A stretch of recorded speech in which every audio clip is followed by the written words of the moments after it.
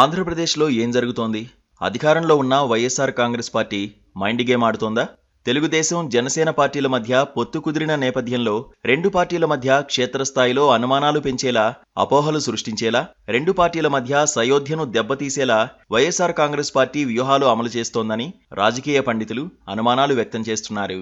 జనసేన అధినేత పవన్ కళ్యాణ్ కూడా ఇదే భావనలో ఉన్నారు. అందుకే వైసీపీ ట్రాప్లో పడొద్దంటూ తమ పార్టీ శ్రేణులు, అభిమానులకు పదే పదే చెబుతున్నారు. తన మాట వినని వారు పార్టీకి గుడ్ బై చెప్పి పోవచ్చునని కూడా పవన్ అల్టిమేటం జారీ చేశారు. దీనికి కారణం వైసీపీ మైండ్ గేమే అంటున్నారు పరిశీలకులు. తెలుగుదేశం, జనసేనల మధ్య మొన్న సెప్టెంబర్ నెలలోనే పొత్తు ఖరారైంది. జనసేనాని పవన్ కళ్యాణే స్వయంగా ఈ ప్రకటన చేశారు.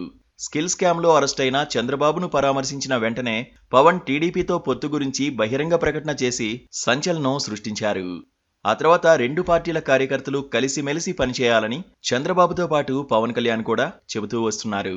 నేతల స్థాయిలో సయోధ్య ఉన్నప్పటికీ క్షేత్రస్థాయిలో సయోధ్య లేదని ప్రచారం జరుగుతోంది. ఈ తరుణంలోనే రెండు పార్టీల మధ్య పొత్తులో భాగంగా జనసేనకు ఎన్ని సీట్లు కేటాయిస్తారు అన్న దానిపై చర్చ నడుస్తోంది. టీడీపీ, జనసేన పార్టీల పొత్తులో కుదిరిన ఒప్పందాలేంటి అన్న అంశంపై రకరకాల ఊహాగానాలు వినపడుతున్నాయి. పవన్ కళ్యాణ్ ముఖ్యమంత్రి కావాలని జన సైనికులు ఆకాంక్షిస్తున్నారు. తమ నాయకుడికి సీఎం పోస్ట్ ఇవ్వాల్సిందేనని వారు డిమాండ్ చేస్తున్నారు. అదేవిధంగా జనసేనకు చిల్లర విధిల్చినట్టు అరకొరగా సీట్లు కేటాయిస్తే సరిపోదని గౌరవప్రదంగా సీట్లు కేటాయించాలని కూడా వారు డిమాండ్ చేస్తున్నారు. అటు పవన్ అభిమానులు కూడా ఈసారి జనసేనను అవమానించేలా సీట్ల కేటాయింపు ఉంటే చూస్తూ ఊరుకోమని అంటున్నారు. టీడీపీ, జనసేన పార్టీల సమన్వయ కమిటీ సమావేశాల్లో రెండు పార్టీల కార్యకర్తల మధ్య గొడవలు చోటు చేసుకున్నాయి కూడా.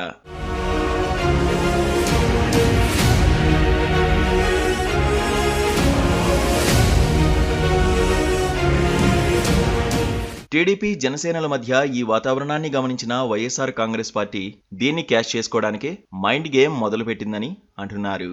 పవన్ కళ్యాణ్ను టీడీపీ అవమానిస్తోందని, బిస్కెట్లు పారేసినట్లు కొద్ది సీట్లు విదిలిస్తోందని వైసీపీ నేతలు పదే పదే అంటున్నారు.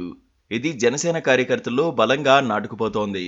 ఈ క్రమంలోనే సోషల్ మీడియాలో టీడీపీకి వ్యతిరేకంగా జన సైనికులు పోస్టులు పెడుతున్నారు. ఈ గేమ్ను అర్థం చేసుకున్న పవన్ కళ్యాణ్ తమ పార్టీ విస్తృత స్థాయి సమావేశంలో జన సైనికులకు దిశానిర్దేశం చేశారు. జనసేనకు ఎన్ని సీట్లు ఇస్తాయన్న అంశాన్ని పట్టించుకోవద్దని గట్టిగా చెప్పారు పవన్.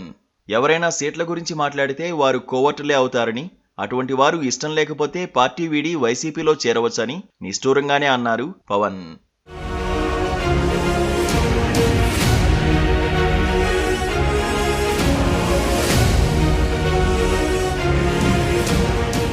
తాజాగా నారా లోకేష్ పాదయాత్ర ముగిసిన సందర్భాన్ని పురస్కరించుకుని ఉత్తరాంధ్రలో భారీ బహిరంగ సభ నిర్వహించారు.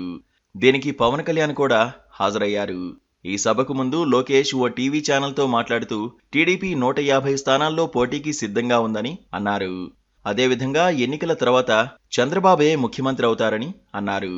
ఈ రెండు వ్యాఖ్యలను బాగా వైరల్ చేస్తోన్న వైసీపీ నేతలు పవన్ కళ్యాణ్ ముఖ్యమంత్రి పదవికి అనర్హుడని టీడీపీ నేతలు జమకట్టేశారంటూ ప్రచారం చేస్తున్నారు. అదేవిధంగా పవన్కు 25 లోపు సీట్లే ఇస్తారంటూ ప్రచారం చేస్తున్నారు. ఇది జనసేన కార్యకర్తల్లో అసంతృప్తిని రాజేస్తోంది. నిజానికి లోకేష్ చాలా యథాలాపంగా 150 స్థానాల్లో పోటీకి సిద్ధమన్నారు. టీడీపీ, జనసేనల మధ్య సీట్ల సర్దుబాటు జరగనేలేదు. ఈ విషయంలో చంద్రబాబు కానీ, పవన్ కానీ ఎలాంటి నిర్ణయం తీసుకోలేదు. అయితే వైసీపీ చేస్తోన్న ప్రచారంతో క్షేత్రస్థాయిలో జన సైనికులు అయోమయానికి గురవుతున్నారు అన్నది జనసేన నేతల వాదన. ఇలా గందరగోళం సృష్టించడం ద్వారా టీడీపీ, జనసేనల మధ్య దూరం పెంచాలి అన్నది వైసీపీ వ్యూహంగా భావిస్తున్నారు. దీన్ని గమనించారు కాబట్టే పవన్ కళ్యాణ్ సీట్ల విషయంలో ఎవరైనా మాట్లాడితే వారు వైసీపీ కోవర్టులే అని అంటున్నారు. అటువంటి వివాదాలకు దూరంగా ఉంటూ టీడీపీ, జనసేన కలిసిమెలిసి ఎన్నికల బరిలో దిగితే వచ్చే ఎన్నికల తర్వాత ప్రభుత్వం తమదే అంటున్నారు Pawan.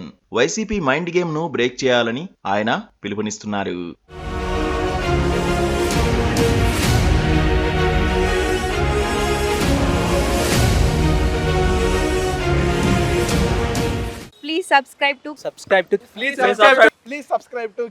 subscribe to KTV Telugu. KTV Telugu KTV Telugu channel.